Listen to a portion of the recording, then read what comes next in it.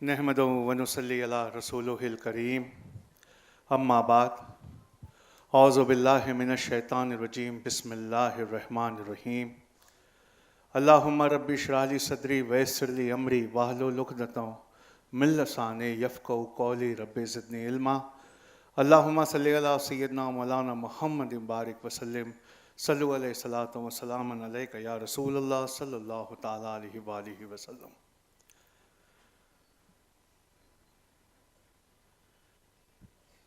बड़ौदा मुस्लिम doctor association के तमाम president, vice president और मेंबर हजरात का बहुत शुक्रिया कि जिन्होंने मुझे दावत दी और इस कदर बड़े स्टूडेंट के मजमे के सामने खड़ा किया। इसी शुक्रिया के सिलसिले में मुझसे पहले जो मुफ्ती साहब यहाँ पर तकरीर कर रहे थे, उन्होंने एक बहुत शानदार बैकग्राउंड मुझे दिया है जहाँ से मैं अपनी बात रखना चाहता हूँ। हम और आप दोनों जिसकी मेहनतों और काविशों से अल्लाह के हुक्म से यहाँ जमा हुए हैं, ऐसे ज़ुबैर गोपलानी साहब का बहुत शुक्रिया। और यहाँ पर बहुत दूर से ख़ास आज के प्रोग्राम के लिए आए हैं हम सब के चहीते जनाब कादर फजलानी साहब का बहुत शुक्रिया। मैं अपनी बात को रखने से पहले आपसे ये बात कहना चाहता हूँ कि बहुत सारी चीज़ें हैं जो आज आपकी ज़िंदगी में मैं बदलने के लिए यहाँ खड़ा हूँ। अल्लाह से ये दुआ है कि उसका जो विज़डम है, वो विज़डम, वो हिकमत जो हर लाइन के पीछे छुपी होती है, उसे हमारे सीनों पर खोल दे। हम 4 चीज़ों पर बात करेंगे। सबसे पहली चीज़ तो ये कि दुनिया कैसे बदलने वाली है, क्या बदलने वाला है। इस ऑडिटोरियम के बाहर जाने पर हमें दुनिया किन नज़रों से देखना है। दूसरा ये कि दुनिया का सबसे टफेस्ट एग्ज़ाम जो है IAS IPS, उसकी तैयारी नए पैटर्न के मुताबिक कैसे होती है, उसको पढ़ने का तरीका क्या होता है, हर किताब को एक बार देख लेने से ज़िंदगी भर सीने में उतारने का तरीका क्या होता है। और तीसरी चीज़, वो चीज़ जो हमें समझनी है एज अ कम्युनिटी। हमें समझना है कि हमारा सॉल्यूशन किस तरफ है। क्या व्हाट्सएप में सिर्फ मैसेजेस को फॉरवर्ड कर देने से हर तरह का सॉल्यूशन हमें मिल जाएगा, या हमें कुछ सच में करना पड़ेगा जिससे वो चीज़ चेंज हो। और आखिरी बहुत इम्पॉर्टेंट चीज़ वो ये है कि कैसे आर्टिफिशियल इंटेलिजेंस के ज़माने में कोई नौकरी हो, कोई कंपनी हो, कोई कारोबार हो, हमें किस तरह से उसे खोलना है। तो अपनी बात को शुरू करने से पहले मैं आपको एक बहुत अच्छी सी छोटी सी मिसाल देता हूँ जिससे आज हम शुरू करते हैं। देखिए, अरेबियन सी, अरब सागर आप जिसे कहते हैं, वो कोस्टल एरिया मुंबई के बहुत करीब है। तो जिस तरह दावतों में सप्लाई टेबल जिन टेबल के करीब होता है, वहाँ गरम गरम बिरयानी बहुत तेज़ी से पहुँचती है। तो अरब सागर से बनने वाले जो बादल हैं, वो बादल सबसे ज़्यादा बिरयानी यानी बारिश और बोटी यानी उसकी बूंदे, उसकी सप्लाई बम्बई में करते हैं, मुंबई जिसे अब आजकल हम कहते हैं।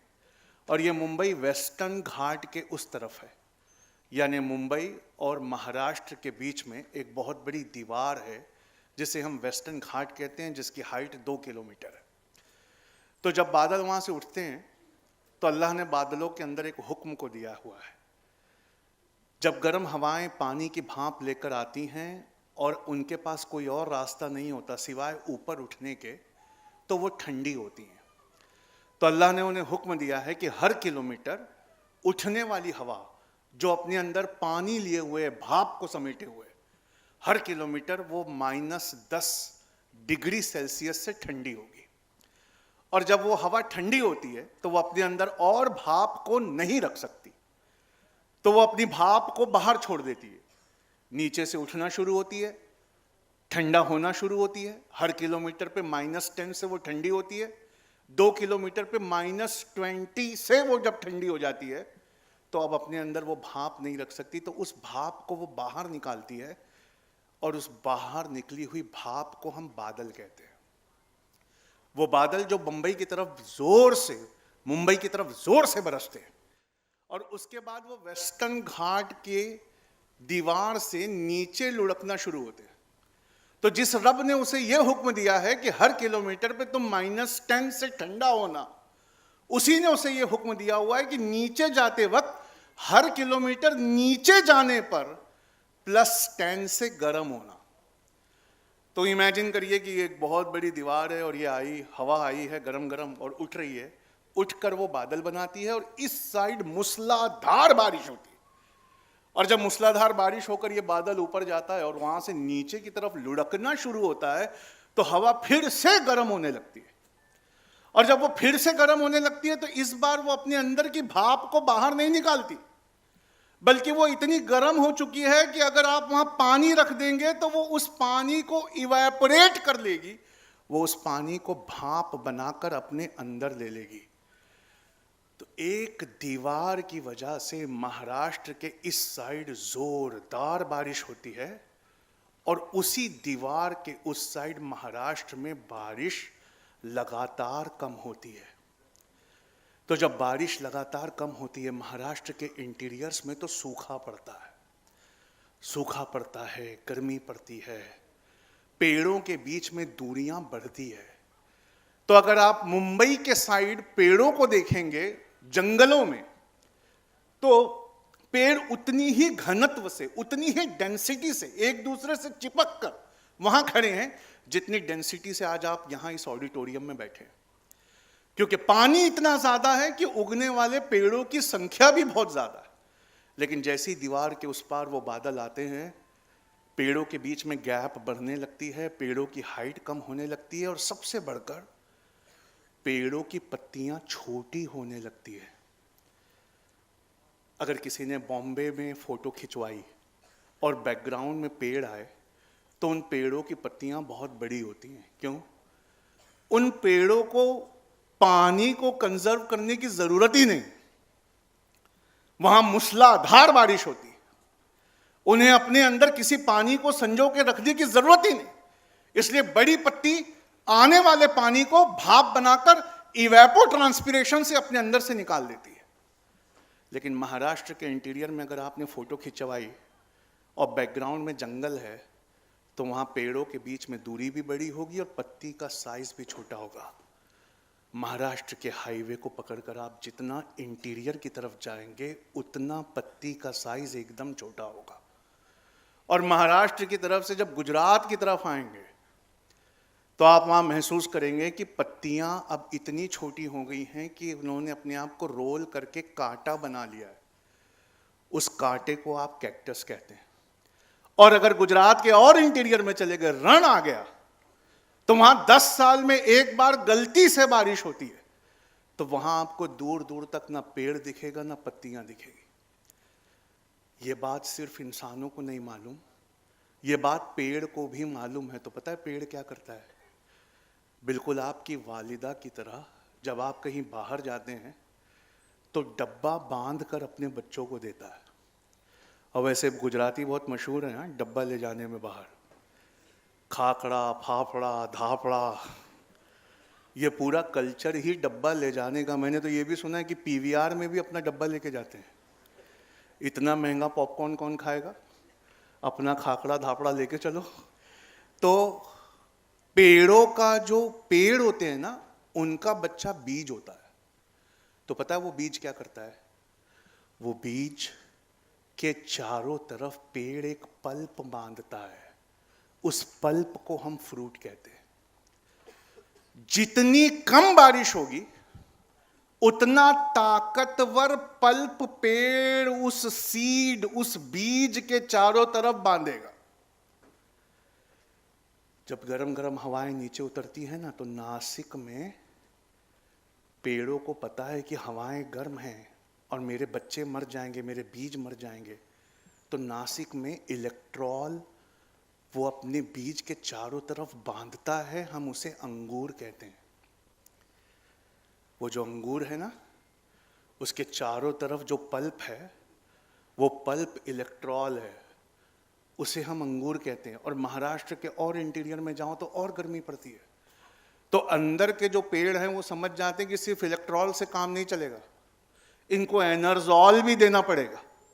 तो इतने छोटे बीज के चारों तरफ एक बेतहाशा ताकतवर फल, एक बहुत ताकतवर पल्प वो बांधते हैं। इसीलिए ऑरेंजेस यानी संतरे नागपुर के फेमस होते हैं।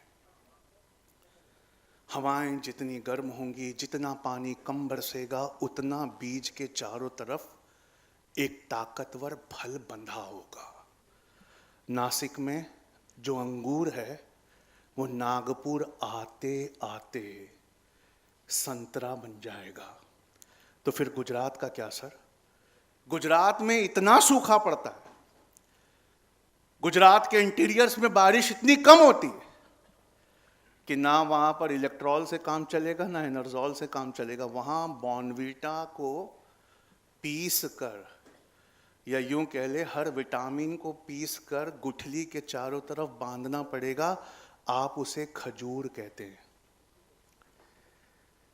जितनी बारिश घटेगी उतना फल ताकतवर होगा।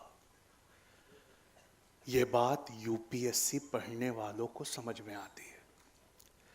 और यही बात अगर यूपीएससी में मान लो बड़ी मेहनत करने के बाद नहीं निकला और हमारे किस्मत में लिखा था कि हम आलिम दीन बने, तो उसे अल्लाह के रसूल की एक सुन्नत समझ में आती है कि पूरा दिन भूखा रहने के बाद रोजा किसी भी चीज से खोला जा सकता था, पर आकाए नामदार ने अपनी सुन्नत क्या बताई?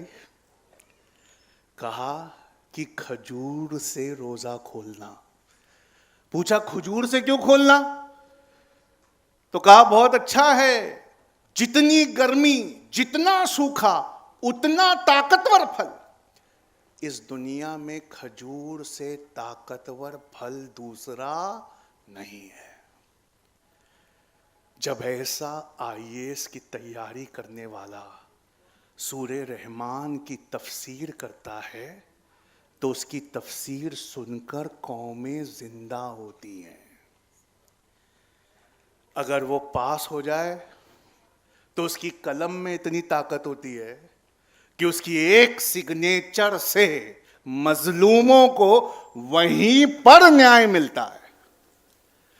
और अगर वो फेल हो जाए तो उसकी बोली में इतनी ताकत होती है कि मुर्दा दिल फलों में भी अल्लाह को ढूंढने लगते हैं। इसलिए आपको आईएएस करना चाहिए। जिस दिन ईद का दिन आता है तो आपकी आंखें खुल जाती हैं, आप सोचते हैं अच्छा ये वजह है कि ईद के दिन शिरखुरमा बनता है। पूछा ईद के दिन शिरखुरमा बनता है, क्या वजह है? कहा 30 दिन भूखा रहकर अगर जो भी कमजोरी आई, दुनिया का हर ड्राई फ्रूट दूध में पकाकर दिन भर खाकर एक दिन में वो कमजोरी वापस हो गई। एक चश्मा मेरे बोलने पे खरीद लो, उस चश्मे को यूपीएससी कहते हैं। देखो, अगर सिर्फ किस्मत, अगर सिर्फ मेहनत से पास होता है यूपीएससी, तो इतनी मेहनत करो कि पास हो जाओ। अगर मेहनत और किस्मत दोनों का दखल है तो भी इतनी मेहनत करो कि अपनी किस्मत खुद बदलने की ताकत रखो। लेकिन अगर सिर्फ किस्मत है यूपीएससी, तो फिर भी मेहनत कर जाओ।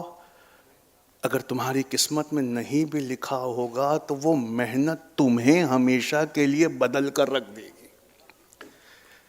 वो मेहनत तुम्हें हमेशा के लिए बदल कर रख देगी। यूपीएससी के एग्ज़ाम का एक नया पैटर्न है बच्चों, ध्यान से सुनना। यूपीएससी का एग्ज़ाम आम एग्ज़ाम जैसा नहीं है। आम एग्ज़ाम मैं अपने बारे में बता रहा हूँ, अगर आपकी ज़िंदगी में ऐसा सच है तो हंस देना। बचपन में मुझे ये बताया गया था कि साहब ये इतनी सारी किताबें हैं, इसको देख लो। मैंने कहा देखना कैसे होता है? क्या रट लो और इसमें से जो सवाल आ जाएगा, अगर अच्छी उल्टी करोगे, जितनी अच्छी उल्टी करोगे उतने नंबर मिल जाएंगे। मैंने भी आप ही की तरह अपनी जिंदगी लगाकर रटना सीखा। इतना रटा कि एग्जाम का दिन जब आया तो मेरी दादी और मेरी अम्मी मुझे दही खिलाने आई और एक ने दुआ पढ़कर मुझ पर फूका। उस दुआ का तर्जुमा पढ़ने वाले को ना पता हो, लेकिन उसकी नीयत ये थी कि मौला ये जो रट कर जा रहा है उसी में से कुछ पूछ लेना। हे अल्लाह, तुझे तेरे रसूल का वास्ता, इसने रटने में जो अपनी जिंदगी लगाई है उसी में से कुछ पूछना। पर आज वो रटने से काम नहीं होगा। क्यों? आप रट कर किसके साथ मुकाबला कर लोगे? अपनी क्लास के बच्चों के साथ। वो बात पुरानी हो गई। अब एक नई ताकतवर चीज के साथ आपका मुकाबला है जिसको आप कुछ भी कर लीजिए नहीं हरा सकते। और वो चीज फ्री है, मालूम? वो चीज फ्री है। 3,500 रुपए की अमेज़न पर मिलती है, उसे अलेक्सा कहते हैं। या आईफोन खरीदने वालों को फ्री मिलती है, उसे सीरी कहते हैं। आप सीरी से, अलेक्सा से कुछ भी पूछिए, सीरी और अलेक्सा पलक झपकते ही आपको जवाब देती है। सामने मुफ्ती साहब दिख जाएं तो इकरा पर आयत तो मुफ्ती साहब ने सुना दी, हे सीरी इकरा पर कितनी हदीसें आई हैं जरा डिस्प्ले करना। सीरी ने वो सारी हदीसें डिस्प्ले कर दी। हे अलेक्सा, मुझे मुस्लिम और बुखारी में कॉमन हदीस चाहिए इकरा पे। अलेक्सा कहती है जी सर, जैसा आप कहें। अलेक्सा, गांधी जी कब पैदा हुए थे? अलेक्सा तड़ से बताती है सर 2 अक्टूबर। अब देखो यहां सिर्फ रटने का इफेक्ट दिखा रहा हूं। कितने लोगों को वो सन याद है जब गांधी जी पैदा हुए थे? जरा हाथ ऊपर करना। देखो एक हाथ नहीं उठ रहा है, मुश्किल से 3 हाथ। हाँ, और गांधी जी गुजराती थे। हाँ, और मैं गुजरात में खड़ा हूँ। मैं बोला डेट ऑफ बर्थ बताइए गांधी जी की। मैंने पूछा तो 2 अक्टूबर के लिए हाथ उठा रहे थे। मैंने कहा ईयर बताओ तो पीछे कर लिया। गांधी जी थे ना गुजरात के? पक्का नहीं थे, बोरसाड़ के नजदीक के ही थे, है ना? अलेक्सा, गांधी जी कब पैदा हुए थे? 2 अक्टूबर 1869 सर। अलेक्सा, गांधी जी ने लंदन से लौटने के बाद गुजरात के किस शहर में अपनी प्रैक्टिस स्टार्ट की? किस शहर में प्रैक्टिस स्टार्ट की? किसी ने वडोदरा कहा, बिल्कुल गलत। राजकोट। जुबैर भाई, राजकोट में प्रैक्टिस स्टार्ट की। अच्छा, मुसलमानों को अपनी अम्मी से बहुत प्यार होता है। शायद अगले क्वेश्चन का जवाब सही जाए। अलेक्सा, गांधी जी की अम्मी का नाम क्या था? अरे बोलो ना, मुसलमान है। उनको दुनिया में सिर्फ अपने वकील से रिश्ता रखना है। पूछा कौन वकील? तो कहा हमारी अम्मी। अम्मी जैसा वकील दुनिया में कहीं नहीं है, खासकर लड़कों का। सारे सबूत, सारे बयान, सारे गवाह बच्चे के खिलाफ है, और मां खड़ी है कि मेरे लड़के ने कुछ नहीं किया। चाहे कुछ भी हो जाए, मेरी औलाद ऐसा कर ही नहीं सकता। और वालिद के सामने उसी लड़के को खड़ा कर दो तो वालिद जज है। वालिद पहली लाइन बोलते, अरे तू क्या बनेगा मैं जानता हूं। वालिद को अपने डीएनए पे पूरा भरोसा है। जैसे ही वालिद देखता है अपने बच्चे को,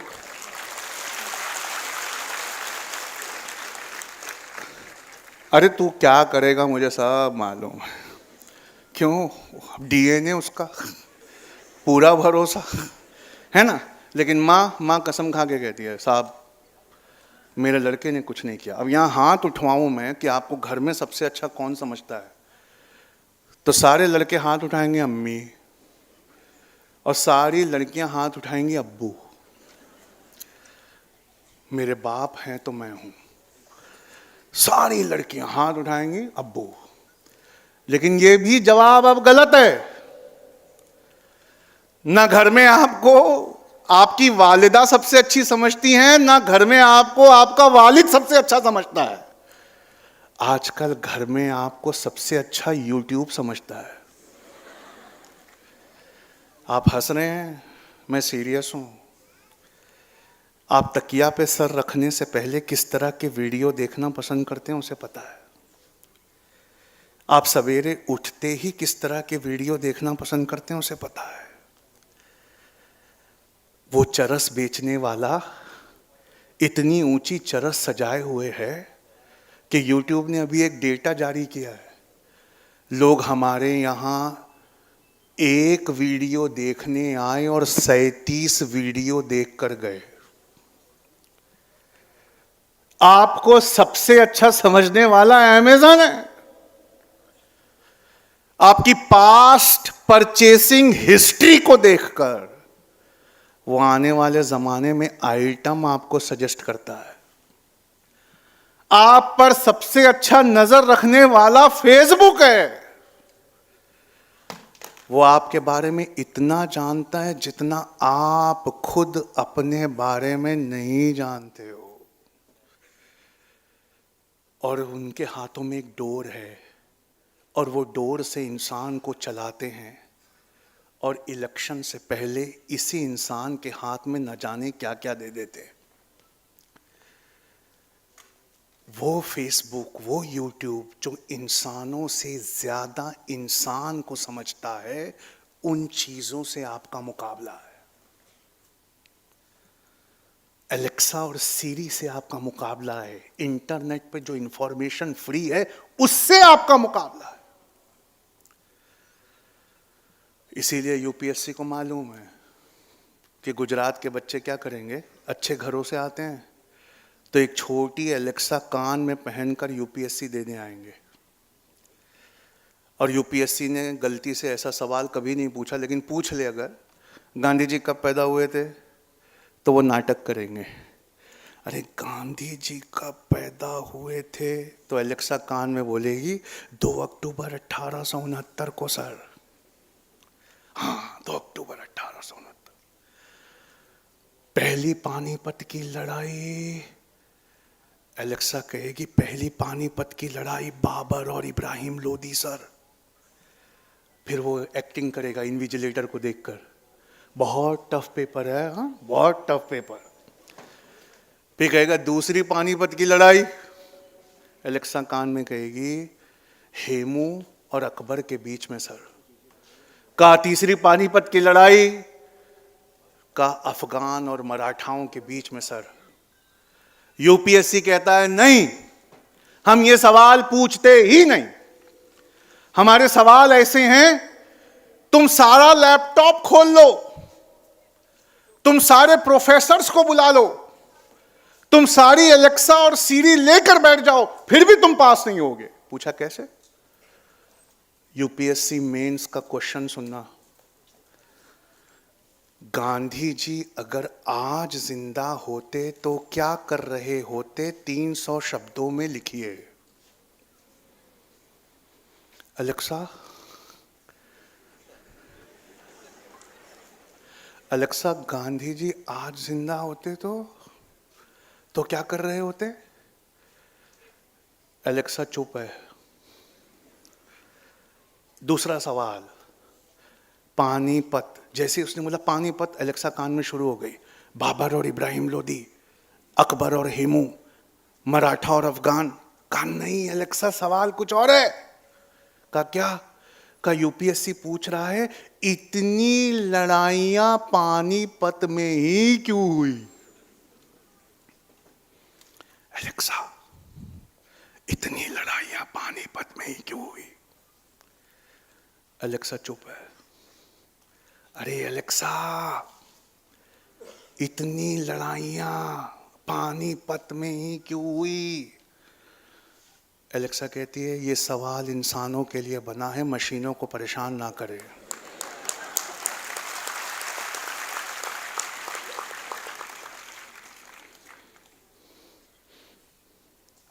है यार, मैं तो सब रट कर आया था। एक खेत बेचकर छोटी एलेक्सा कान में पहनकर भी आया था, फिर भी यूपीएससी नहीं निकला। पता है क्यों नहीं निकला? क्योंकि यूपीएससी ने कहा बारिश कहाँ होती है ये रटकर मत आना, बारिश का असर पत्तियों के साइज और फलों पर कैसे पड़ता है ये समझ कर आना। यूपीएससी ने ये नहीं कहा कि गांधी जी का फैक्ट रट कर आना, यूपीएससी ने ये कहा गांधी के गांधीत्व को समझ कर आना। तो जो बच्चा हमारे इंस्टीट्यूट से सेकंड रैंक लाया था उसका जवाब सुनिए। एनआरसी सीए के वक्त मेंस के क्वेश्चन पेपर में पहला क्वेश्चन था, आज गांधी जिंदा होते तो क्या कर रहे होते? उसने लिखा आज गांधी जी जिंदा होते तो मुसलमानों की तरफ से उनके हक के लिए लड़ रहे होते। आज गांधी जिंदा होते तो मुसलमानों की तरफ से उनके हक के लिए लड़ रहे होते, तो हम उन्हें यहीं से निकाल देते, तो वो पाकिस्तान जाते, चुप ना बैठते, वहां हिंदुओं की तरफ से उनके हक के लिए लड़ रहे होते। फिर पाकिस्तान गांधी जी को निकाल देता तो अमेंडेड सीए में हम ही अपने राष्ट्रपिता को वापस लेते। गांधी जी सुप्रीम कोर्ट में अपना केस खुद लड़ते क्योंकि वो अव्वल दर्जे के बैरिस्टर थे और गांधी जी बनिया और गुजराती थे।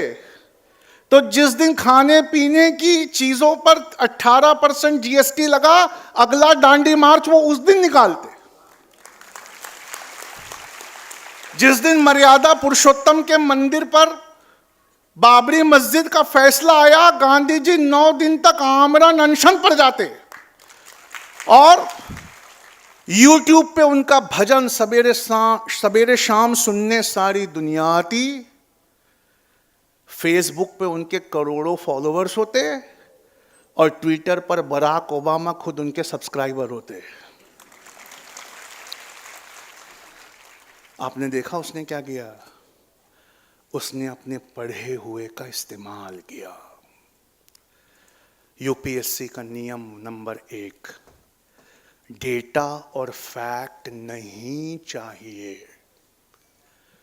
डेटा और फैक्ट्स में जान फूंकने वाला चाहिए। क्या समझे? डेटा और फैक्ट्स, डेटा और फैक्ट्स नहीं चाहिए, डेटा और फैक्ट्स में जान फूंकने वाला, बोलो जान फूंकने वाला। आपको मालूम है कितने इंजीनियर हैं यहाँ? हाथ उठाओ जरा, देखो कम है वैसे, हाथ नीचे करो। पहले तो पूरे ऑडिटोरियम में सिर्फ इंजीनियर ही मिलते थे। जब से लोगों ने अपनी बेटी इंजीनियरों को देना बंद किया, लोगों ने इंजीनियरिंग में एडमिशन लेना बंद किया। हमारे नॉर्थ इंडिया में तो लड़की देखने जाते हैं, लड़की का बाप पूछता है क्या करता है ये, का बीटेक है, तो पूरी खानदान लड़की की जोर जोर से हंसती है। क्यों? सबको मालूम है कि इंजीनियरों को अब नौकरी मिलने वाली, उनका काम आर्टिफिशियल इंटेलिजेंस करने वाला है। और हर कोई, अल्लाह अकबर, मेरी अम्मी का सवाल है ये, हर कोई अपना प्लॉट और घर बेचकर डॉक्टरी में एडमिशन ले रहा है। कोरोना के बाद हर एक के दिल में आ गया है कि एक ही प्रोफेशन है, कौन सा? हर कोई नीट कर रहा है। तो मेरी अम्मी मुझसे पूछती हैं, बेटा जब सब डॉक्टर बन जाएंगे तो मरीज कौन रहेगा? हमारी एक गली में 8 डॉक्टर है मुफ्ती साहब, एक गली में 8 डॉक्टर। कम से कम वो 8 घर के लोग तो अब मरीज नहीं रहेंगे, गुजराती में बोले तो ग्राहक नहीं रहेंगे, ऐसे ही है ना? तो डॉक्टरों का क्या होगा? आज बोल के जा रहा हूं, 5 साल में खुली आंखों से देखना, डॉक्टरों का कॉल सेंटर खुलेगा। हेलो, मैं डॉक्टर आपकी क्या सहायता कर सकता हूँ? सर, सवेरे से सांस नहीं ली है, क्या आपका कॉल होल्ड पर रख सकता हूँ? सर, बुरा मत मानिए, आपकी इन्फॉर्मेशन चेक की जा रही है सर, है ना? डॉक्टरों का कॉल सेंटर कैसे खुलेगा मालूम? एप्पल ने घड़ी लॉन्च की है, उस घड़ी की कारगुजारियाँ सुनेंगे तो आप समझ जाएंगे। वो घड़ी कोरोना की लर्निंग्स को अपने अंदर लिए हुए है, कोरोना की लर्निंग्स को अपने अंदर लिए हुए हैं। वो घड़ी स्किन का टेम्परेचर बताती है, ब्लड प्रेशर मॉनिटर करती है, ब्लड में ऑक्सीजन बताती है, कहीं भी बैठे बैठे अपना ईसीजी ले सकते हैं उसमें। उस घड़ी को पहनकर जब हम गोल्फ का शॉट मारते हैं, अभी बॉल हवा में है तो घड़ी बताती है कितने मीटर बाद गिरेगी। वो घड़ी लेने के बाद एक बार अपना कोलेस्ट्रॉल चेक कराना पड़ता है, उसके बाद हमारी आवाज को मॉनिटर करके क्या कोलेस्ट्रॉल बढ़ा है कि कम हुआ वो घड़ी बताती है। इसीलिए एप्पल कंपनी पूछ रहा है इतने सारे स्टूडेंट्स से, इतने सारे स्टूडेंट्स में क्या सबको एप्पल में काम नहीं करना? क्या दुनिया की सबसे अच्छी कंपनी में नहीं जाना? एप्पल सिर्फ एक सवाल पूछता है और वो कहता है ये हमारी घड़ी है, तुम्हारे सामने इंटरव्यू में रख रहे हैं, सिर्फ इतना बता दो कि इस घड़ी में और नया क्या किया जा सकता है। लाख पढ़ाई कर लो, लाख एमबीए कर लो, अगर इंटरव्यू के इस एक सवाल का जवाब नहीं दे पाए तो वो पढ़ाइयां किसी काम नहीं आने वाली। दुनिया की हर कंपनी सिर्फ एक सवाल पूछ रही है। मैं मोबाइल बनाने वाली कंपनी, मैं घड़ी बनाने वाली कंपनी, मैं पानी को पैक करने वाली कंपनी, बस इतना बता दो मैं अपने प्रोडक्ट के साथ कुछ नया क्या करूं। मैं इस पानी की बोतल के साथ कुछ नया क्या करूं? जवाब दो, नौकरी लो। लेकिन इसका जवाब वो नहीं दे पाते जो पढ़े हुए पर बैठकर नहीं सोचते। अल्लाह रब्बुल इज्जत कुरान में फरमाता है, तुम गौर क्यों नहीं करते? तुम फिक्र तदब्बुर क्यों नहीं करते? वो जो आयत है ना, तुम कौन कौन सी नेमतों को झुटलाओगे, वो नेमतें नेमतें हैं, तुम पहले क्यों नहीं समझते? एक एग्जाम्पल बताऊं इसका, एक सवाल पूछता हूं, देखो कितने स्टूडेंट है, सिर्फ एक हाथ उठवाऊंगा ना तो इस मजमे की ताकत पता चल जाएगी। उठाओ जरा हाथ, किस किस के 80% से ऊपर आए थे 10th और 12th में, उठाओ। देखना आधा ऑडिटोरियम हाथ उठा के बैठा है। हाथ नीचे करो। अब इस सवाल का जवाब दो कि एक माचिस की तिल्ली देता हूं, एक पानी की बोतल देता हूं, क्या आग लगा सकते हो माचिस की तिल्ली में पानी की बोतल से?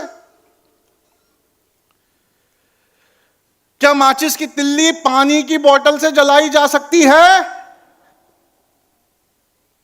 एक हाथ उठा है बस उधर। ठीक है बेटा, मुझे तुम्हारा आंसर मालूम। क्या पानी की बोतल से माचिस की तिल्ली में आग लगाई जा सकती है? जवाब है, हम वो बोतल और माचिस की वो तिल्ली लेकर सूरज में जाएंगे और सूरज में उस बोतल को लेंस की तरह एडजस्ट करेंगे जब तक कि उसकी सनरेज पूरी तरह फोकस होकर उस माचिस की तिल्ली के फास्फोरस पे ना आ जाए। क्या बोतल लेंस की तरह काम कर सकती है?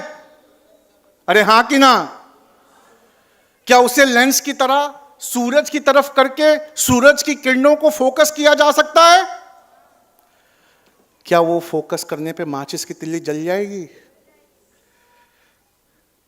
वो कंपनियां यही ढूंढ रही हैं।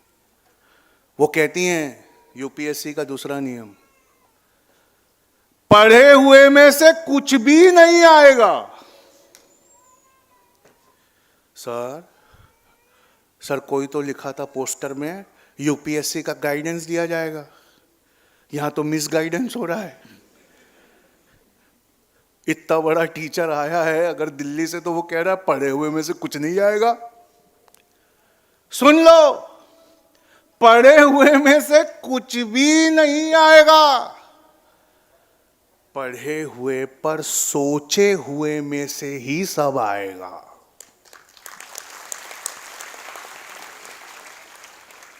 आज से पढ़ना बंद, पढ़े हुए पर सोचना ज्यादा। पढ़े हुए पर इसकी एक मिसाल देता हूं अक्सर मैं। पानी की वो बोतल देख रहे हो ना, उसको लेकर अल्लाह का सबूत दे सकते हो, है ना? सिर्फ कैमरामैन भैया हाथ उड़ा रहे, सर मैं क्या, वो पानी की बोतल देना, क्या इस पानी की बोतल को लेकर अल्लाह के होने का सबूत दे सकते हो? पानी का साइंटिफिक फॉर्मूला क्या है? आवाज नहीं आई, जोर से बोलो। मतलब इसके अंदर दो हाइड्रोजन और एक हाइड्रोजन कितना कंबस्टिबल है, कितना ज्वलनशील है, इतना ज्यादा कि रॉकेट में फ्यूल की तरह इस्तेमाल होता है। अरे हाँ कि ना? अभी चंद्रयान गया था तो हाइड्रोजन था उसमें। हाइड्रोजन इतना पावरफुल होता है और इतना ज्वलनशील होता है, दूर से आग दिखाओ तो जलने लगता है। और ऑक्सीजन के बिना कोई चीज जल, ऑक्सीजन खत्म तो जलना। इसलिए जलने को साइंस में ऑक्सीडेशन कहते हैं। क्या कहते हैं? वो याद है बचपन में एक मोमबत्ती जलाई थी, उस पे ग्लास रखा, ग्लास के अंदर का ऑक्सीजन खत्म हुआ तो मोमबत्ती बुझ गई, याद है? अब देखो मेरे रब की ताकत। दो ज्वलनशील इनफ्लेमेबल हाइड्रोजन, अति भड़काऊ हाइड्रोजन, और एक जलाने में मदद करने वाला ऑक्सीजन। और मेरे रब ने कहा कुन फयकून। दो भड़काऊ और एक जलाऊ ऐसे मिले उसके हुक्म से कि बुझाने के काम आ रहे हैं।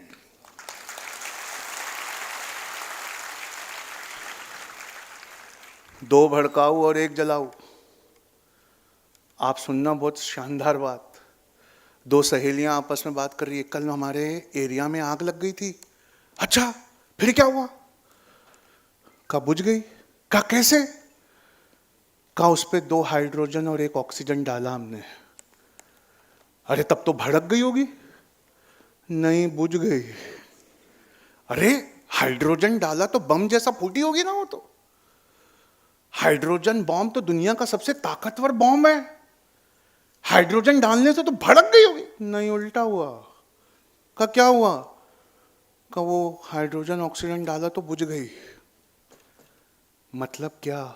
मतलब बचपन में H2O रटा था आपने, पर उस रटे हुए पर बैठकर सोचा होता तो आज बात कुछ और होती। दुनिया में हर कोई पढ़ाई करने वाला सारी जिंदगी पढ़ाई करता है, उसके बाद कोचिंग करता है। यहां कोचिंग की जरूरत पड़ रही है तो वहां क्या कर रहे थे? सर पढ़ रहे थे। अरे पढ़ रहे थे तो यहां कोचिंग की क्या जरूरत है? सर मतलब रट रहे थे सर। जब तक अपने पढ़े हुए में इमेजिनेशन, यूपीएससी का तीसरा नियम, इमेजिनेशन, क्रिएटिविटी, प्रॉब्लम सॉल्विंग नहीं मिलाओगे, तब तक यूपीएससी निकलने वाला मतलब गांधी जी को याद करने और रटने से काम नहीं चलेगा। कस्तूरबा बनकर गांधी जी के साथ किताब के अंदर घूमना होगा। जब लड़ाई होगी ना पानीपत में, तो समझना होगा कि दिल्ली दहलीज है, दहलीज से उसका नाम दिल्ली है, दिल्ली से उसका नाम आज दिल्ली है। वो किस चीज की दहलीज है? इंडिया के सबसे उपज, सबसे फर्टाइल इंडो गैंजेटिक प्लेन्स का दरवाजा है वो दिल्ली। दरवाजा है वो दिल्ली, वो दहलीज है, वहां से शुरू होता है उत्तर प्रदेश, बिहार और वेस्ट बंगाल, नदियों का नेटवर्क और दुनिया की सबसे फर्टाइल मिट्टी। जिसने उस मिट्टी और उन नदियों पे राज किया, उसे इतनी लगान मिली कि उसने अपनी सबसे बड़ी आर्मी बनाई और पूरी इंडिया पे कब्जा किया। उस दहलीज, उस गेट को बचाना है तो गेट से निकलकर लड़ना पड़ेगा। और जैसे ही हम गेट से बाहर निकलते हैं 100 मील दूर पानीपत आता है। इसलिए इतनी लड़ाइयां। अगर मैं आपके घर पे हमला कर दूं, आपको पहले से पता हो, तो आप क्या करोगे? घर से बाहर निकल के मैदान में मुझसे लड़ने आओगे।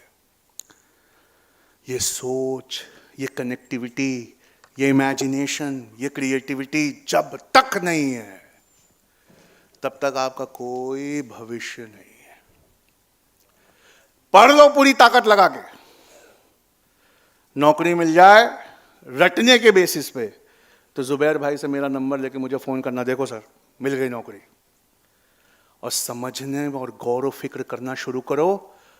अगर नौकरी नहीं मिली तो फिर जुबैर भाई से नंबर लेके मुझे फोन करना कि सर आपने जैसा कहा था वैसा करियर बनाया सर, लेकिन आज देखो कितना शानदार बन गया। मालूम है डिग्री का क्या मतलब होता है? डिग्री पता है ना? डिग्री घर जाके गूगल पे टाइप करना है। क्या टाइप करोगे? ध्यान से सुनो। 20 कंपनीज। पहले मैं स्पीच करता था तो बताता था 15 कंपनीज। जैसे लिखो 15 कंपनीज डैट, बस इतना लिखो तो गूगल आगे का खुद ही भर देता है। 15 companies that don't require a degree. थोड़े दिनों बाद मैं 15 कंपनीज सर्च करने लगा, गूगल नहीं भरता था। क्यों? वो 17 कंपनीज हो गई। और इस वक्त 20 कंपनीज है, दुनिया की टॉप 20 कंपनीज, जिन्हें आपकी डिग्री नहीं चाहिए। उनसे कहा यार डिग्री की है मैंने, जान देकर ग्रेजुएशन किया है, सवेरे शाम कॉलेज गया, असाइनमेंट किए, बाप का इतना पैसा लगाया। तो वो कंपनी कहती है ये बाप के उस पैसे की रसीद अपने बाप को दे दो। कहा ये डिग्री? कहा ये डिग्री अपने वालिद के खर्चे का हिसाब है, उसे ही दे दो। तो पूछा तुम्हें क्या चाहिए? तो वो कहती हैं हमें डिग्री का कोई और मतलब चाहिए। पूछा क्या? तो डिग्री के फॉलोइंग 4 नए मतलब है। अगर इनमें से एक भी आपके पास है तो आपकी तनख्वाह उतने गुना ज्यादा है।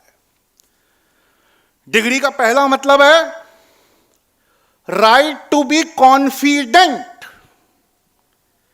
डिग्री है, क्या अपने सब्जेक्ट में कॉन्फिडेंस है? वो मत पूछो। अरे डिग्री है, कॉन्फिडेंस है, मतलब वो मत पूछो। अच्छा, अपने सब्जेक्ट में मास्टरी है? सर मास्टरी क्या होता है? क्या तुम पूरी गाड़ी खोलकर उसके पुर्जों से एक नई गाड़ी बना सकते हो? नहीं सर वो नहीं है। क्या फ्यूचर देख सकते हो? अपनी फील्ड में फ्यूचर देख सकते हो? नहीं सर वो भी नहीं है। और डिग्री का चौथा मतलब है क्या अपनी पूरी फील्ड ही बदल कर रख सकते हो? गुजराती हैं हम, फिजाओं में व्यापार है। अच्छा क्या व्यापार भाई? नूरी चश्माघर, चश्मा बेचते हैं हम। अच्छा कहां? बड़ौदा की सबसे बड़ी दुकान दादा ने खोली थी 1980। नूरी चश्माघर। धीरे से साइड में लेके पूछा आज चलती है क्या दुकान? वो मत पूछो। अरे यार, तुमने तो कहा नूरी चश्मागर। नहीं, नूरी चश्मागर है तो, पर सब लोग लेंस कार्ट पे खरीद रहे। कहा लेंस कार्ट पे क्यों खरीद रहे? कहा वो ना लेंस कार्ट वाले ने ना पूरी फील्ड ही चेंज कर दी। कहा कैसे? कहा वो मोबाइल के सेल्फी कैमरे में एक ऐप लेकर आ गए, जैसे ही अपनी तस्वीर उसके लेंस कार्ट के ऐप में देखो एक चश्मा लग जाता है, फिर उंगली से इशारा करो तो दूसरा फ्रेम, फिर इशारा करो तीसरा फ्रेम, फिर इशारा करो चौथा फ्रेम, चौथा पसंद आए क्लिक कर दो, 24 घंटे में घर पे डिलीवर हो जाता है, और वो भी एक पर एक फ्री डिलीवर हो जाता है। अरे लेंस कार्ट ने ऐसा कैसा सोचा? वो उसके भी अब्बा का नूरी चश्मा घर का काम था। हाँ तो, लेकिन वो नूरी चश्मा घर वाले ने अपने बच्चे को पढ़ाया।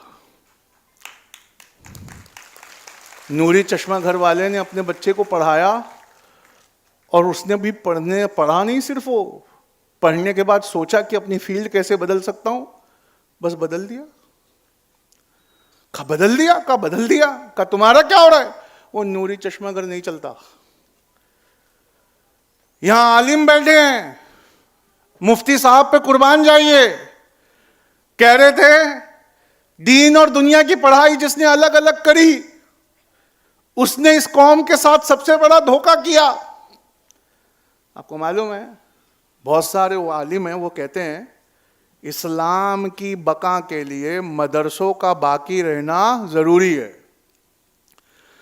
इस्लाम बाकी रहे, इसके लिए मदरसों का बाकी रहना जरूरी है। पर वो पूरा डायलॉग नहीं सुनाते। इस्लाम की बका के लिए मदरसों का बाकी रहना जरूरी है, लेकिन मदरसों की बका के लिए लोगों के कारोबार का बाकी रहना जरूरी है, और लोगों के कारोबार की बका के लिए उनकी औलादों का पढ़ा लिखा होना जरूरी है। तुम्हें यह समझने में इतने साल लग गए कि तुम्हारी बस्तियां बुलडोजर से समतल कर दी गई। तुम्हें यह समझने में इतने साल लग गए कि सलामती के मजहब को टेररिज्म का नाम दे दिया गया। काश तुम समझते कि दोनों फील्ड एक दूसरे से जुदा नहीं हो सकती। यूपीएससी का चौथा नियम है, बहुत ध्यान से सुनना। Behind every line there is a why. दुनिया में जितनी लाइनें लिखी हुई हैं, उन सब के पीछे एक क्यों है। उन सब के पीछे एक, अरे जोर से बोलो, उन सब के पीछे एक, behind every line there is a why, there is a. UPSC कहता है बस वो वाई समझ कर आना, बस वो वाई समझ कर आना, और ये एग्जाम क्रैक कर जाना। वादा करो मुझसे, आज से पन्ना तब तक नहीं पलटोगे जब तक उस लाइन के पीछे का वाई हमेशा के लिए दिल पर ना छप जाए। दुनिया को अब इंफॉर्मेशन नहीं चाहिए, उन्हें व्हाट और हाउ से दुनिया को अब कोई मतलब नहीं है। व्हाट और हाउ इंटरनेट पर फ्री है। जो चीज तुम्हें इंसान बनाती है वो वाई है। जब तक ये वाई नहीं समझोगे, जब तक वो इन डेप्थ एनालिसिस नहीं करोगे, तब तक इस दुनिया में कुछ नहीं है। और एक खास बात, बहुत खास बात, अपने पढ़े हुए से जजमेंट को डेवलप करना, ऑब्जर्वेशन को लाना, इंटरप्रिटेशन को लाना। यूपीएससी कहती है सुनना, तुम्हारा पॉइंट ऑफ व्यू अगर ये है तो अपोजिट साइड बैठकर सोचना, तब तुम मेरे मेंस के सवालों का जवाब दे पाओगे। पूछा मेंस का कैसा सवाल आता है, सुनना। आज गांधी जिंदा होते वो छोड़ दो, उसके 1 साल बाद एक और क्वेश्चन आया, अगर गांधी जी नहीं होते तो भारत का इतिहास कैसा होता? 300 वर्ड्स में समझाइए।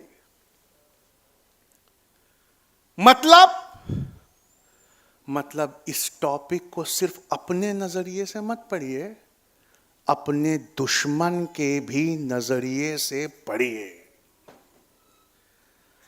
जो कौमें अपने नजरिए को समझकर उस नजरिए को पीछे करती हैं और दुनिया के नजरिए को पहले समझकर हर जवाब ढूंढती हैं, उन कौमों को मिटाया नहीं जा सकता। जो कौमें दुश्मन की, आपको पता है उस्मानिया सल्तनत का एक नेशनल एंथम था, बहुत सुनने लायक था वो, उस्मानिया सल्तनत का। वो कहता था, ए मोहम्मद के दीवानों सल्लल्लाहु अलैहि वसल्लम, ए मोहम्मद के दीवानों, फिजाओं में बिखर जाओ और जमाने की मक्कारियां सीख कर आओ और अपनी कौम को बचाओ। एक नया सिलेबस है, sit on the other side of the argument. अपने दुश्मन की, अपने मुखालिफ की नजर से देखो, अपने नजरिए को। यह भी यूपीएससी डिमांड करता है और यही दुनिया तुमसे डिमांड करती है। तुम जिस सिलेबस को रटने बैठे हो, वो रटा हुआ सिलेबस तुम्हें कहीं का नहीं छोड़ने वाला। और उससे बढ़कर एक बहुत शानदार चीज पता है क्या? यूपीएससी कहती है सिर्फ पढ़ने से काम नहीं चलेगा, अपना बहुत सारा पढ़ा हुआ बहुत कम लफ्जों में लिखकर दिखाओ। कहां है? सिर्फ पढ़ना नहीं था ना, पढ़ना तो बिल्कुल नहीं था। हां, मुझे याद है, पढ़ने पर सोचना था ना, सिर्फ सोचना नहीं है, ऐसे सोचना है कि बहुत ज्यादा पढ़ा हुआ बहुत कम लफ्जों में लिखा। मिसाल के तौर पे एक इंटरव्यू का क्वेश्चन है, सुनना बड़ा मजेदार है, बहुत मजेदार है। एक बस स्टॉप है, आखिरी बस जा चुकी, रात का अंधेरा है, बस स्टॉप पे 3 लोग खड़े हैं। एक बुढ़िया बेचारी जिसको इलाज नहीं मिला तो थोड़ी देर में मर जाएगी। एक डॉक्टर जिसने जब आप गरीब थे तो इलाज करके आपकी जान बचाई थी। और एक वो लड़की या लड़का जिससे आपकी शादी होने वाली है। आखिरी बस जा चुकी, आप स्कूटर लेकर पहुंचे और आपकी स्कूटर पर एक ही सीट है। आप इन तीनों में से किसको लिफ्ट देंगे? उठाओ हाथ, कितने लोग हैं जो बुढ़िया को देंगे लिफ्ट? उठाओ। देखो, मुसलमानों में एक भी बुढ़िया को लिफ्ट नहीं दे रहा। या खुदा, कितने लोग हैं जो डॉक्टर को लिफ्ट देंगे? या खुदा, यानी सब लोग उसको लिफ्ट देंगे जिससे शादी होने वाली है। अरे अभी निकाह नहीं हुआ है। जिस बच्चे ने टॉप किया था, पता है उसने क्या जवाब दिया था? कम लफ्जों में, मैं अपने स्कूटर की चाबी डॉक्टर को दूंगा और उससे कहूंगा कि बुढ़िया को बिठा कर ले जा और उसका इलाज कर।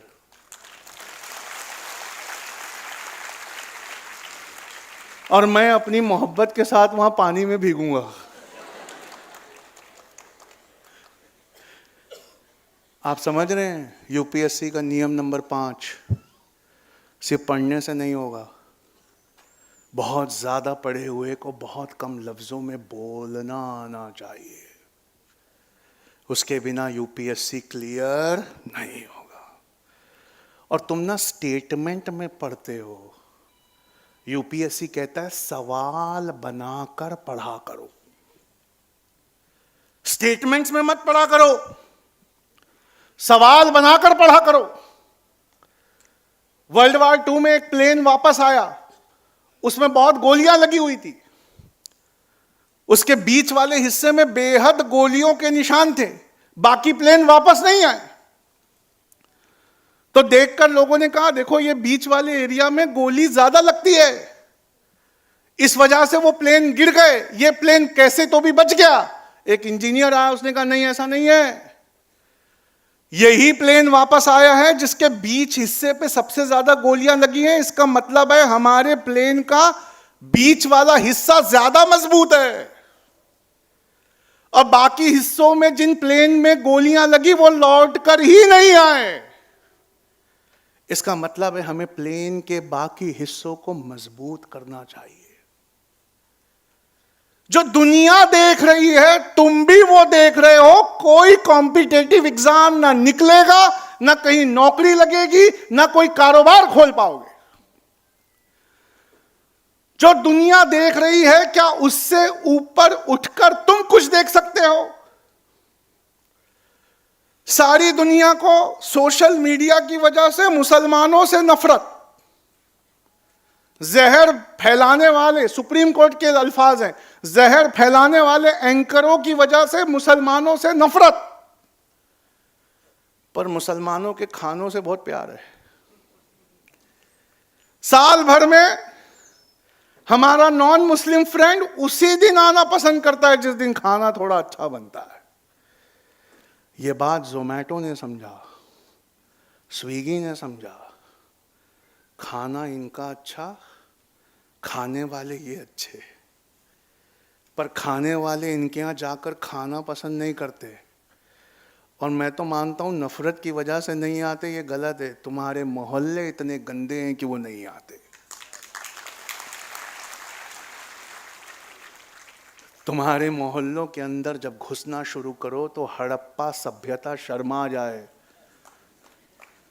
उनके भी ड्रेन ईंटों से कवर थे, तुम्हारे तो खुले हुए हैं।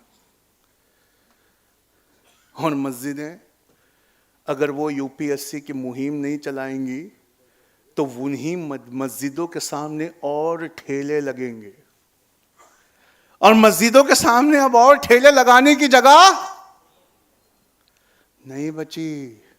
और हमें अब कोई और कारोबार भी नहीं आता सिवाय बियर बार खोलने के। बहुत हिम्मत से बोल रहा हूं, सर मुसलमान बियर बार नहीं खोल सकता। नहीं, अपने अपने नशे हैं। मैं जहां रहता हूं रोड के उस साइड ऐसी कम्युनिटी रहती हैं जिनके कल्चर में थोड़ा रात को पीना है, तो रोड के उस साइड पूरे बियर बार हैं और इस साइड बिरयानी की दुकानें हैं। उनको उसमें नशा आता है, हमें इसमें नशा आता है। हमें कोई और कारोबार भी नहीं आता सिवाय इसके कि अपने घर का सामने का हिस्सा तोड़कर किसी होटल में कन्वर्ट कर दें। और अगर तुम नहीं पढ़ोगे और पढ़ोगे वैसा वाला जैसा आज तक पढ़ रहे थे तो वो किसी काम का नहीं है। और ये गौर और फिक्र वाला नहीं पढ़ोगे तो मैं तुम्हें लिख कर देता हूं, तुम किसी दिशा में नहीं जा रहे, तुम किसी दिशा में नहीं जा रहे। और एक चीज और बताऊं, दुनिया में सबसे बड़े टीचर का नाम बताओ, बताओ। दुनिया में सबसे बड़े टीचर का नाम क्या है? जोर से बोलो, जोर से बोलो। कौन था दुनिया का सबसे बड़ा टीचर? मोहम्मद रसूल अल्लाह। और उनकी सबसे बड़ी टीचिंग पता है क्या थी? अपने फेलियर से सीखो, अपने फेलियर से भागो मत, अपने फेलियर से सीखो, एडजस्टमेंट करो, इंप्रूवमेंट करो। तुम्हें एक पूछूं एक सवाल, दुनिया का एक ऐसा प्रोफेशन बताओ जहां फेलियर को सेलिब्रेट किया जाता है, जहां फेलियर का जश्न मनाया जाता है। जानते हो कौन सा प्रोफेशन है? जहां फेलियर को पूरा लिखा जाता है। जानते हो कौन सा है? साइंटिस्ट। साइंटिस्ट जितनी बार फेल होते हैं अपने फेलियर को कैटलॉग करते हैं और अगले आइट्रेशन में, अगले राउंड में उस स्टेप को अवॉइड करते हैं। यूपीएससी का अगला नियम है, मालूम है क्या है? अपने पेज को 2 भाग में डिवाइड करो। एक भाग में सब कुछ लिखो, पढ़ो, एक भाग को पूरा ब्लैंक छोड़ो, पूरा ब्लैंक छोड़ो। पता है क्यों? जब रिवीजन करो तो देखो गाड़ी अटक कहां रही है, जहां अटक रही है वही वाले हिस्से पे तुम्हें मेहनत करना है। और यूपीएससी का अगला नियम सुनना, हर वो कमजोरी जिस पर तुमने मेहनत की वो तुम्हारी ताकत बन गई। और हर वो ताकत जिस पे तुमने मेहनत करना बंद किया वो तुम्हारी, और तुमने तो हर चीज पर ही मेहनत करना बंद कर दिया, इसीलिए दुनिया की हर चीज तुम्हारी कमजोरी बन गई। अपने फेलियर को अंडरलाइन करो, उसे इतनी बार इतने एंगल से देखो कि तुम्हें जिंदगी भर के लिए हर दृष्टिकोण से वो बात समझ में आ जाए। ये है जो यूपीएससी की तैयारी है। इसके बिना पढ़ने का हर तरीका गलत है। और एक बहुत अच्छी बात बताता हूं, बहुत अच्छी बात। उसके बाद भविष्य में क्या होने वाला है जरा लैपटॉप से दिखाता हूं 15-20 मिनट और, ताकि जिंदगी भर के लिए लाइफ चेंज हो जाए।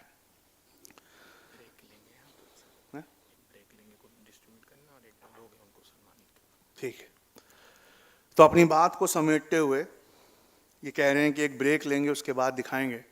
अपनी बात को समेटते हुए बहुत बहुत इंपॉर्टेंट चीज बता रहा हूं मैं, जो सुनना है आपको। जब तक अपना बेस्ट नहीं दोगे ना, तब तक कुछ मिलने वाला नहीं है। और बेस्ट से इतना सा भी कम दोगे तो वो चलने वाला नहीं है। अपनी बात को समझाते हुए 5 तत्व, 5 एलिमेंट्स ऑफ यूपीएससी, जो हम बड़ौदा में जुबैर गोपलानी साहब दिल्ली से लाना चाहते हैं, जिसमें वो चाहते हैं कि आप में से हर एक इंसान शामिल हो। वो 5 एलिमेंट्स क्या है, ध्यान से सुनना। बता सकता है कोई पंच तत्व क्या होते हैं? क्या होते हैं 5 एलिमेंट्स? पृथ्वी, आकाश, जल, वायु, अग्नि, है ना? जमीन देखिए, जमीन। जमीन को जब हम खोदना शुरू करते हैं तो जमीन के सबसे ऊपर वाली लेयर में हमको कोयला मिलता है। जब हम किसी किताब की सिर्फ एक रीडिंग करते हैं तो पूरी क्लास के साथ हमें भी सिर्फ कोयला मिलता है। जब हम दूसरी बार उसी किताब के पन्नों को फिर से पलटाते हुए उस पर सोचते हैं तो जैसे खदान में नीचे जाने पर सोना निकलना स्टार्ट होता है, हमें भी सोना मिलना स्टार्ट होता है। और जिसने अपनी किताब पर तीसरा रिवीजन किया, तीसरी बार सोचा, और रिवीजन का मतलब दोहराना नहीं है, रिवीजन का मतलब जैसे पेंटर अपनी पेंटिंग में रंग भरता है, तुमने अपने 2 बार के पढ़े हुए पे कुछ वैल्यू एडिशन करके जब तक नए रंग नहीं भरे तब तक तुम्हारा रिवीजन कंप्लीट नहीं हुआ। जैसे ही हम तीसरी बार तीसरी लेयर खोदते हैं हमें हीरा मिलना स्टार्ट होता है। लेकिन हीरे से ऊंची चीजें उनको मिलती हैं जो अपनी किताब पर 5वीं और 6वीं बार बैठकर सोचते हैं। तो आज से पढ़ना कैसे है? जैसे खदान में लेयर बाय लेयर हम जमीन की खुदाई करते हैं। और अग्नि को देखा है? दूसरा एलिमेंट अग्नि देखिए, आग देखिए। आग की सबसे बड़ी तारीफ क्या है जानते हो? आग की सबसे बड़ी तारीफ क्या है जानते हो? क्या है आग की सबसे बड़ी तारीफ? उसके ऊपर जो फेंको उसको अपना फ्यूल बनाकर वो और अपनी आग भड़का देती है। उस पर जो चलाकर फेंको उसी को वो अपना ईंधन बना लेती है और जोर से भड़कने लगती है। यूपीएससी की तैयारी में तुम्हारे रिश्तेदार, खासकर तुम्हारी फुफ्फुएं और खालाएं, वो पहले दिन से इसी इंतजार में बैठेंगे कि कब तुम्हारा यूपीएससी ना निकले। और जो भी वो फेंकेंगी फुफ्फुओं और खालाओं का वो लेकर आग की तरह और जोर से भड़कना है।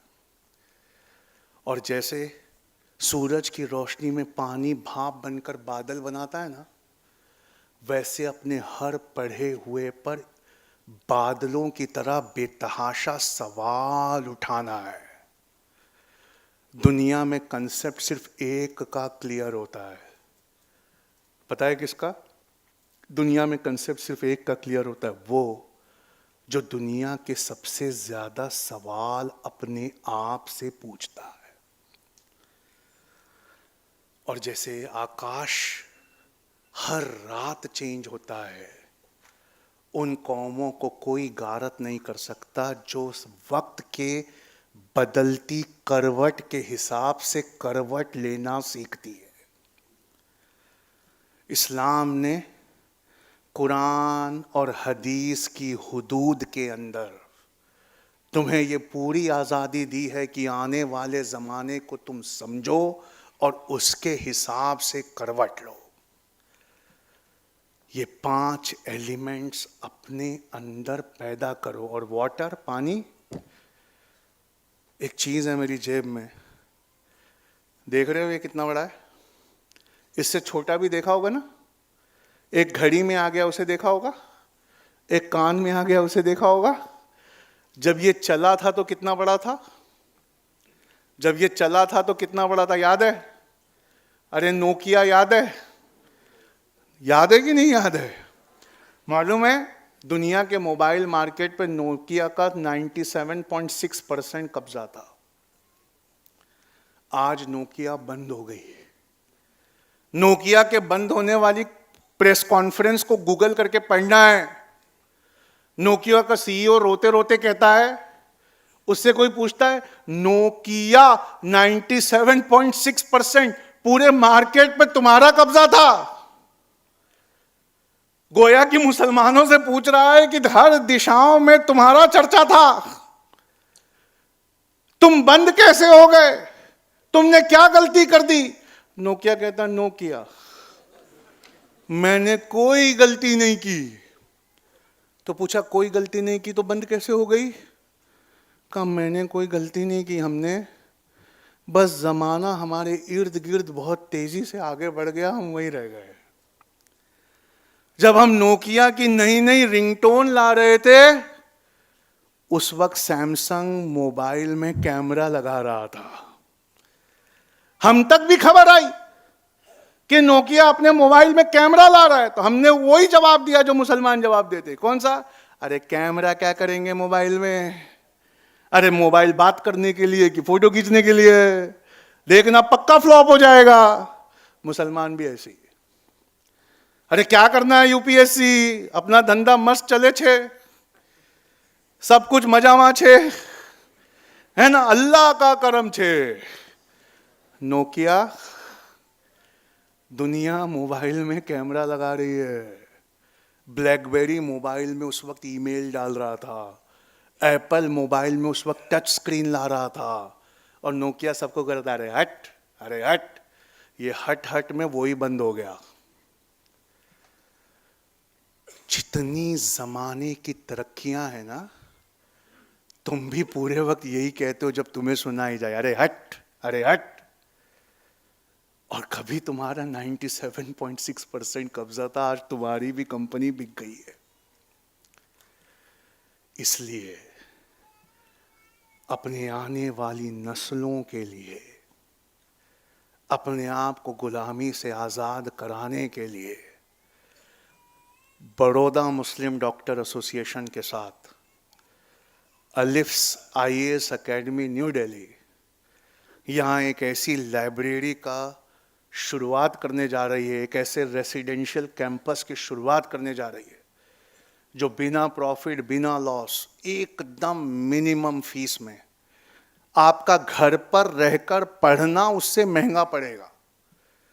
आपको आईएएस की तैयारी कराने जा रहे हैं।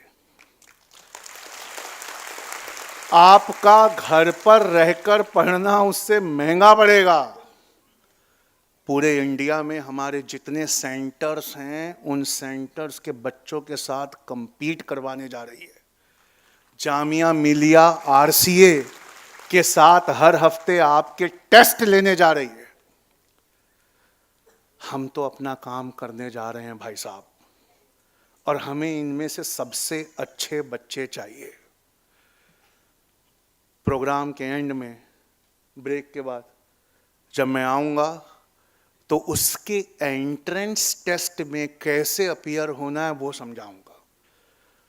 और अगर सच में आपने वो करके दिखा दिया तो मैं वादा करता हूं आज इस दिन को अल्लाह के हुक्म से आप जिंदगी में कभी नहीं भूलेंगे, क्योंकि आज के बाद ही आपकी जिंदगी हमेशा के लिए बदलने वाली है। इसी बात पर मैं अपनी बात को खत्म करता हूं। सलाम।